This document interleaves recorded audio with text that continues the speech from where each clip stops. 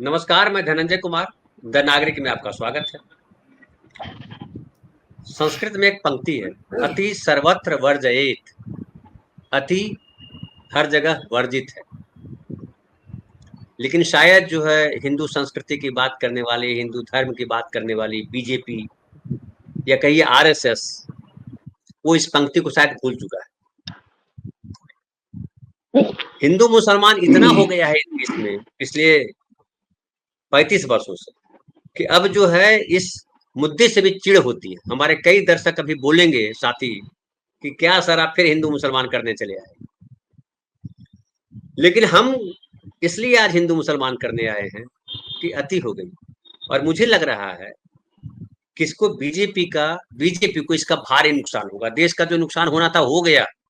अब इसके आगे देश का नुकसान नहीं हो सकता। अब जो नुकसान है ना, उल्टा घूम गया है। वो याद कीजिए अश्वत्थामा। अश्वत्थामा ने ब्रह्मास्त्र चलाया था कि पूरे पांडव वंश खत्म कर देंगे। लेकिन वो अश्वत्थामा के माथे पे आके लगा। कह रहे हैं कि कहा जाता है कि अश्वत्थामा जो है आज भी जंगलों में भटक रहा है और उसके माथे से रिस रहा है घाव। अश्वत्थामा कहीं आरएसएस न बन जाए, ये चिंता है। और चिंता इसलिए है कि फाइनली आरएसएस भी इसी मिट्टी से निकला हुआ, हमारे ही मिट्टी से निकला है। हम किसी का बुरा नहीं चाहने वाली मिट्टी वाले लोग। सर्वे भवन्तु सुखिनः, सर्वे सन्तु निरामया, सर्वे भद्राणि पश्यन्तु मां कश्चित् दुःखभाग् भवेत्। सबका कल्याण हो, वसुधैव कुटुम्बकम्। ये हमारी मिट्टी की जो है खुशबू है, हमारी मिट्टी की आवाज है। इसलिए जब विवेकानंद जब गए थे शिकागो धर्म सम्मेलन में, और लेडीज एंड जेंटलमैन जो यूरोपीय संस्कृति कहती थी, वहां उन्होंने भाइयों और बहनों कहा तो तालियां बजती रही। फिर जब उन्होंने कहा कि हम उस देश से आए हैं जहां सबको शरण मिलती है, तो लोगों ने और तालियां बजाई। भारत जो है, हालांकि आज कहा जाता है कि भारत जो है वो शरणार्थी शिविर नहीं है कि कोई यहाँ भाग करके आ जाए। भारत की मिट्टी जो है वो तमाम धर्मों को समेट लेती है। भारत की मिट्टी में सब कुछ उपजता है, कोई भी बीज डाल दीजिए। धरती माँ हमारी इतनी उपजाऊ है कि जो बीज कहीं नहीं वृक्ष बन पाता है, फल दे पाता है, वो बीज भी यहाँ फल जाता है। लेकिन कुछ लोग हैं जो चाहते हैं कि धरती जो है हिंदुस्तान की बंजर हो जाए। तो राष्ट्रवाद के नाम पर, धर्म के नाम पर कलंक बो रहे हैं धरती के भीतर। इसलिए हम हिंदू मुसलमान कर रहे हैं। हर चीज की एक सीमा होती है। जब सीमा लांघ जाइए तो बाप बेटे का रिश्ता खत्म हो जाता है, भाई भाई का रिश्ता खत्म हो जाता है, पति पत्नी का रिश्ता खत्म हो जाता है। ये वो कर रहे हैं जिससे लगता है कि तमाम रिश्ते तोड़ने पर आमादा है। बांध तोड़ दिया है, बाढ़ वाली स्थिति है। लेकिन बाढ़ जो है भयावह होती है। बाढ़ बहुत देर तक चलती नहीं। बाढ़ के परिणाम नदियों के लिए भी खतरनाक होते हैं। नदी की धारा बदल जाती है, और जब नदी की धारा बदल जाती है तो नदी की पहचान बदल जाती है।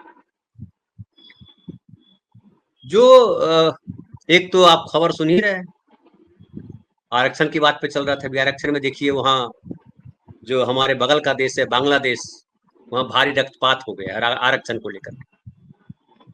वो हिंदू मुसलमान का आरक्षण नहीं है, मुसलमानों के भीतर के आरक्षण की बात है। हिंदुस्तान में भी आरक्षण को लेकर बड़ा हंगामा हुआ था। लेकिन अक्सर मैं कहता हूँ कि ये जो हिंसक झड़पें होती है, मारपीट होती है, सरकार की नाकामी है। सरकार संवाद क्यों नहीं करती? सरकार मसले को सुलझाने के लिए, आरक्षण का मसला हो, हिंदू मुसलमान हो, कोई भी मसला हो, सरकार के पास तमाम शक्तियां हैं। सर्वशक्तिमान है सरकार। लेकिन सर्वशक्तिमान सरकार जो है वो खुद समस्या खड़ी करे तो ऐसी सरकार पर लोग लानत भेजते हैं। सरकार का इकबाल खत्म हो जाता है, सरकार की गरिमा खत्म। ये जो कर रहे हैं, क्या सरकार की गरिमा बच रही है कहीं? अभी एक मैं वीडियो देख रहा था जिसमें एक व्यक्ति जो है कह रहा था कि पिछले 7 दिनों से हमारे ढाबे पे कोई खाने के लिए नहीं आया, कोई आया नहीं है, हमने सब लगा रखा है। ये क्या है? क्या कर रहे हैं आप? अब ये सुनने में आ रहा है कि मदरसों में सरस्वती वंदना करवाएंगे। मदरसों में सरस्वती वंदना होगी। क्यों सरस्वती वंदना होगी मदरसों में? आप ये करिए कि स्कूलों में सर्वधर्म वंदना करवाइए, वंदना भी हो। अगर इतना प्यार है धर्म से तो सारे धर्म बराबर है। तो सरस्वती वंदना भी कराइए, अल्लाहू अकबर कराइए, ईसाई की प्रार्थना करवाइए, सब करवाइए।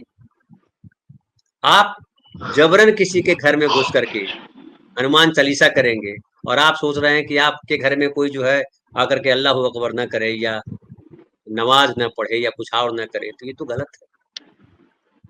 आप अपने घर में जो करते हैं करिए ना, लेकिन दूसरे के घरों में क्यों घुस रहे हैं? ये चिंता की बात है। और ये चिंता जो है जब राजनीतिक हो जाती है, जब राजनीति में चिंता घुस जाती है, तो और भयावह होती है, क्योंकि राजनीति है जो देश की हर तंत्र को, देश की हर व्यवस्था को प्रभावित करती है। और हम जानते हैं कि हमारे देश में अनपढ़ों की संख्या बहुत ज्यादा है, 40% निरक्षर है। साक्षरों में भी 1.1% शायद जो है वो सही मायने में जिसको शिक्षा कहते हैं, शिक्षा ग्रहण नहीं की।